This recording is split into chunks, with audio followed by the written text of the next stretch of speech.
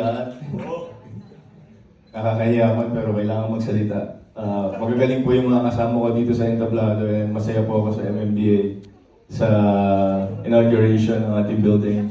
And I hope this continues, of course, through the succeeding years and with the support of everyone. And yung MMFF na mangyayari this year, it's a really big blessing para po sa buong entertainment industry. So sabi ko nga, napaka-busy ng mga press ngayon, napaka-busy nating lahat. Pero sana, we hold hands and we just really appreciate Philippine cinema. Na para sa atin naman po lahat ito, para ma-push pa natin yung boundaries and for us to be able to showcase what we can, talent-wise, and what we have with MMDA, and now the festival, which will, of course, go somewhere else after this. Sana po talaga supportahan natin ang pelikulang Pilipino. Maraming salamat po. Merry Christmas! Maraming salamat! At bilang pangwakas,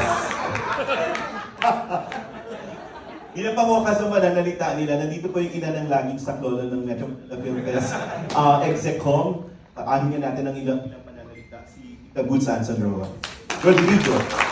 Maraming salamat, Noel and Attorney Rochelle, sa mga leaders po na namumuno ng MMDA, MMFF. Magandang hapon.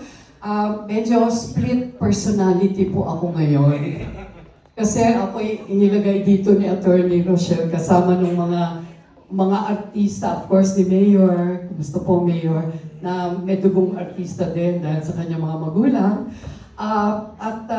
Nananalaytay po sa aking dugo ang pagiging artista, hindi lamang po dahil ang tatay ko artista ng 50s and 60s, kundi hanggang ngayon lumalabas pa rin po ako sa pelikula, kaya lang wala po akong entry ngayon. Hindi po napili yung entry.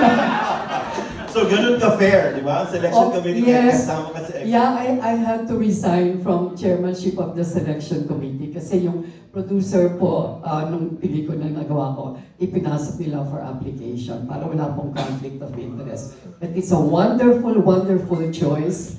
And honor po na maihalay po ako dito sa mga artistang ito. Di lamang dahil ako yung pinakamatanda sa kanila, kundi dahil siguro in terms of experience ako nung mga mga 2 years ang tanda ko sila. 78.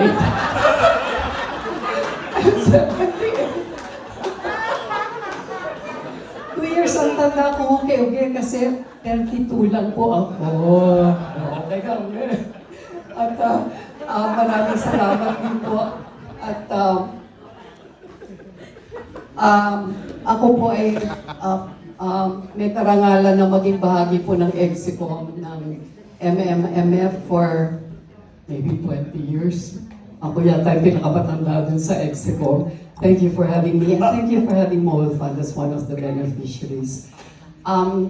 Sabi nga po nung ating slogan, tara na magsaya, makiisa sa pelikulang Pilipino at hatakin po natin lahat ng mga manonood pabalik po sa mga teatro. Maraming salamat po.